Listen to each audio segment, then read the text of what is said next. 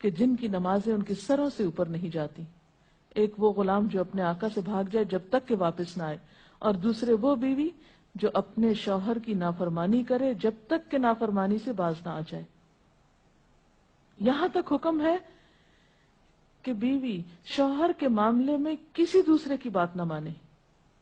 یعنی شادی کے بعد ایک عورت جب شوہر کے گھر چلی جاتی ہے تو پھر شوہر کا حق سب سے بڑا ہو جاتا ہے. بعض اوقات ہمارے معاشرے میں ایک طرف شوہر کچھ کہتا ہے، دوسری طرف والدین کچھ کہتے ہیں، تیسری طرف کسی اور کا مشورہ کچھ ہوتا ہے، عورت بیچاری بیچ میں پھنس جاتی. ایسے موقع پر عورت کے لیے کیا لازم ہے، اس کی پرائرٹی کیا ہوگی کہ وہ اپنے شوہر کی بات مانے. عورت کی دوسری بڑی ذمہ داری اپنی آبرو اور عزت و عصمت کی حفاظت ہے. عورت کوئی ایسا کام نہ کرے جس سے اس کی عفت و عصمت پر کچھ حرف آئے.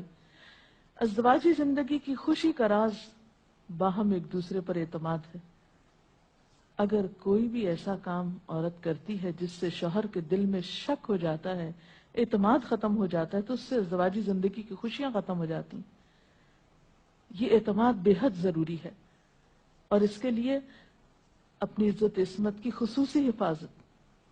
نبی صلی اللہ علیہ وسلم نے فرمایا، عورت جب 5 وقت کی نماز پڑھے، اپنی آبرو کی حفاظت کرے، اپنے شوہر کی فرما بردار رہے، تو وہ جنت کے جس دروازے سے چاہے داخل ہو جائے.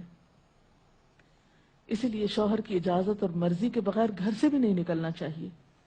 حضرت معاذ بن جبل کہتے ہیں کہ نبی صلی اللہ علیہ وسلم نے فرمایا، خدا پر ایمان رکھنے والی عورت کے لیے جائز نہیں کہ وہ اپنے شوہر کے گھر میں کسی ایسے کو آنے دے جس کا آنا شوہر کو پسند نہ ہو، اور ویسی صورت میں گھر سے نکلے جب اس کا نکلنا شوہر کو پسند نہ ہو. اطاعت کے علاوہ شوہر کو خوش رکھنا یہ بھی بے حد ضروری ہے. نبی صلی اللہ علیہ وسلم نے فرمایا، جس عورت نے اس حال میں انتقال کیا کہ اس کا شوہر اس سے خوش تھا تو وہ جنت میں داخل ہوگی. اور عموماً کسی کی خوشی کے لیے انسان اپنے جذبات کی قربانی دیتا ہے، بعض اوقات اپنی سوچ کی قربانی دیتا ہے، بعض اوقات اپنے کسی اور راحت و آرام کی قربانی دیتا ہے. تو ایک عورت جب اپنے شوہر کو خوش کرتی ہے تو جواباً اس کے لیے خوشی پلٹتی ہے.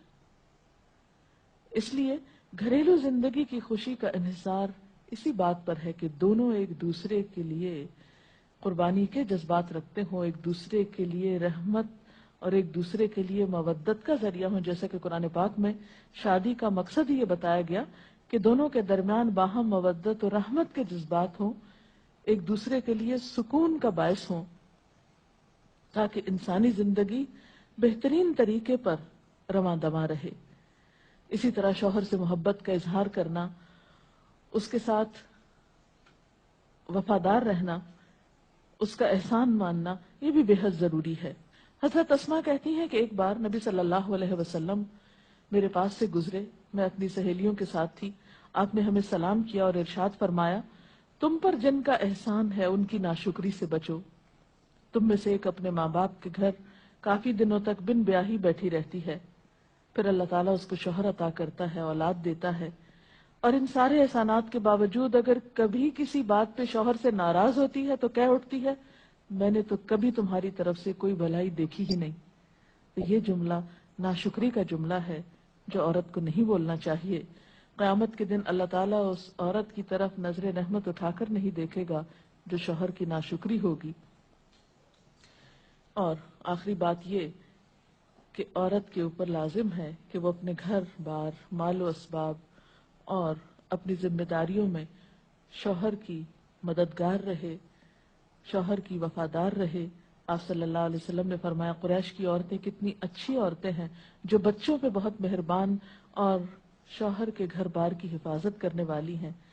آپ صلی اللہ علیہ وسلم نے ایک اچھی عورت کی خوبیاں بیان کرتے ہوئے فرمایا، مومن کے لیے خوف خدا کے بعد سب سے مفید اور باعث خیر نعمت نیک بیوی ہے.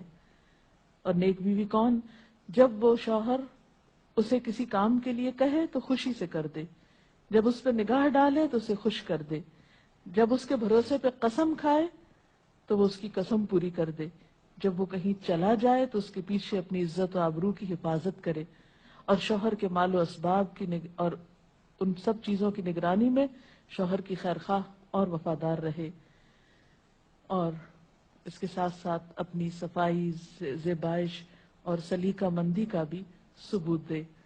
اس سلسلے میں اگر آپ کے ذہن میں مزید کچھ سوالات ہوں تو آپ کر سکتے ہیں۔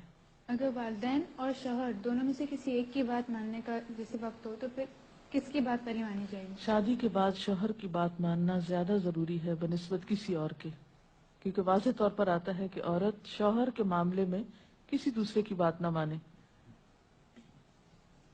اگر